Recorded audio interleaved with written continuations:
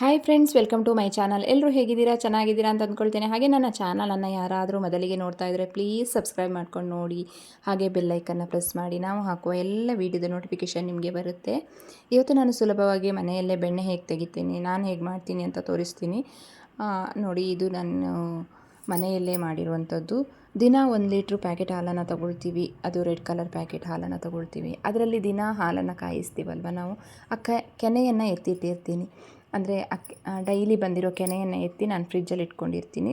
ಒಂದು 10 ಡೇಸ್ ಹಿಂಗಾದಾಗ ಅದನ್ನು ನಾನು ಈ ರೀತಿ ಬೆಣ್ಣೆಯನ್ನು ತಗೊಳ್ಳೋಕ್ಕೆ ಟ್ರೈ ಮಾಡ್ತೀನಿ, ತೆಗೊಳ್ತೀನಿ. ಹಾಗಾಗಿ ನಾನಿವತ್ತು ಬೆಣ್ಣೆ ತೆಗಿತಾ ಇದ್ದೀನಿ. ಆಲ್ರೆಡಿ ನಾನೊಂದು 10 ಡೇಸಿಂದ ಇದನ್ನು ಕೆನೆಯನ್ನು ಎತ್ತಿಟ್ಟಿದ್ದೆ.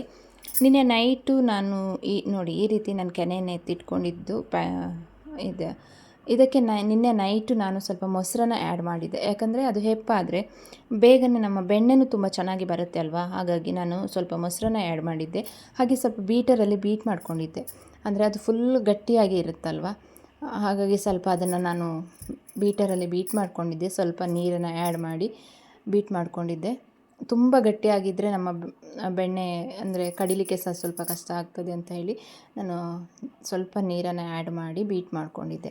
ಹಾಗಾಗಿ ಈಗ ಮಿಕ್ಸಿಯಲ್ಲಿ ಹಾಕಿದರೆ ನನಗೆ ಬೇಗನೆ ಬೆಣ್ಣೆ ಬರುತ್ತೆ ಅಂತ. ಇವಾಗ ನೋಡಿ, ನಾನು ಮಿಕ್ಸಿಯಲ್ಲಿ ಗ್ರೈಂಡ್ ಮಾಡ್ತಾಯಿದ್ದೀನಿ. ಇದರಲ್ಲಿ ತುಂಬಾ ಬೇಗನೆ ಆಗುತ್ತೆ.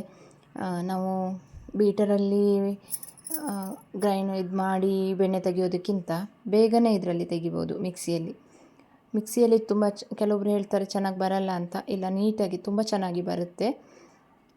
ಇವಾಗ ನಾನು ತೋರಿಸ್ತೀನಿ ನಿಮಗೆ ಯಾವ ಥರ ಬರುತ್ತೆ ಅಂತ. ತುಂಬ ಸುಲಭ ಮೆಥಡ್ ಇದು.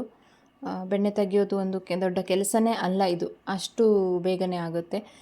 ಇಲ್ಲಾಂದರೆ ಇದು ಕಡ್ಗೋಲಲ್ಲಿ ಮಜ್ಜಿಗೆ ಕಡಿದು ಬೆಣ್ಣೆ ತೆಗೆಯೋದು ಆಗಿನ ಕಾಲದಲ್ಲೆಲ್ಲ ಮಾಡ್ತಾಯಿದ್ರಲ್ವ, ಅದೆಲ್ಲ ತುಂಬಾ ಟೈಮ್ ತಗೊಳ್ತಾ ಇತ್ತು. ಬಟ್ ಇವಾಗ ಟೆಕ್ನಾಲಜಿ ಇಂಪ್ರೂವ್ಮೆಂಟ್ ಅಂತ ಹೇಳೋದು ಇದಕ್ಕೇನು ಅನಿಸುತ್ತೆ. ನೋಡಿ ಎಷ್ಟು ಬೇಗ ಈ ಒಂದು ಮಿಕ್ಸಿಯಲ್ಲಿ ನಾವು ಬೆಣ್ಣೆಯನ್ನು ನೋಡ್ಬೋದು ಅಲ್ವಾ. ನೋಡಿ, ಆಲ್ರೆಡಿ ನಮ್ಮ ಬೆಣ್ಣೆ ಬಂದಿದೆ. ಇವಾಗ ಇನ್ನೊಂದು ರೌಂಡ್ ಹಾಕಿ ನಾನು ಇನ್ನೂ ಮಿಕ್ಕಿರೋದನ್ನ ಹಾಕ್ಕೊಳ್ತಾ ಇದ್ದೀನಿ. ಇದರಲ್ಲಿ ನೋಡಿ ತೆಗೆದಿಟ್ಟಿದ್ದೇನಲ್ಲ, ಬೆಣ್ಣೆ ಹೇಗೆ ಕಾಣ್ತಾ ಉಂಟಲ್ವ ನಿಮಗೆ, ಹಾಗೆ ಇನ್ನೊಂದು ರೌಂಡ್ ಕೂಡ ನಾನು ಹಾಕ್ಕೊಂಡಿದ್ದೆ. ಅದನ್ನು ಕೂಡ ಇದಕ್ಕೆ ಹಾಕ್ಕೊಳ್ತೀನಿ ತೆಗೆದು. ಅದು ಸಹ ಗ್ರೈಂಡ್ ಮಾಡ್ಕೊಳ್ತಾ ಇದ್ದೀನಿ. ನೋಡಿ ಹೇಗೆ ಬೆಣ್ಣೆ ಬಂತು ನೋಡಿ, ಎಷ್ಟು ಚೆಂದ ಕಾಣ್ತಾ ಉಂಟು ನೋಡಿ ಬೆಣ್ಣೆ. ಗ್ರೈಂಡ್ ಮಾಡಿಕೊಂಡ್ರೆ ಬೆಣ್ಣೆ ಹೇಗೆ ಬರ್ತದೆ. ಜಾಸ್ತಿ ಟೈಮ್ ಕೂಡ ಬೇಡ, ತುಂಬಾ ಈಸಿಯಾಗಿ ನಾವು ಮನೆಯಲ್ಲೇ ಬೆಣ್ಣೆ ಮಾಡ್ಕೊಳ್ಬೋದಲ್ವಾ. ಇವಾಗ ಇದನ್ನು ಎಲ್ಲವನ್ನು ಉಂಡೆ ಮಾಡ್ಕೊಳ್ಳೋಣ. ನಾವು ಬೆಣ್ಣೆನ ಮನೆಯಲ್ಲೇ ಬೆಣ್ಣೆ ಮಾಡಿಕೊಂಡು ಮನೆಯಲ್ಲೇ ತುಪ್ಪ ಕಾಯಿಸ್ಕೊಂಡ್ರೆ ಹೆಲ್ತ್ಗೆ ಕೂಡ ತುಂಬ ಚೆನ್ನಾಗಿರುತ್ತೆ ಅಲ್ವಾ. ನಮ್ಮ ಹೆಲ್ತ್ಗೆ ಒಳ್ಳೆಯದಲ್ವಾ.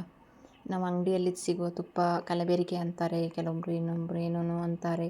ಅದೆಲ್ಲಕ್ಕಿಂತ ಮನೆಯಲ್ಲೇ ಈ ರೀತಿ ಮಾಡಿಕೊಂಡ್ರೆ ಯಾವುದೇ ಒಂದು ಪ್ರಾಬ್ಲಮ್ಸ್ ಇರಲ್ಲ ಅಲ್ವಾ.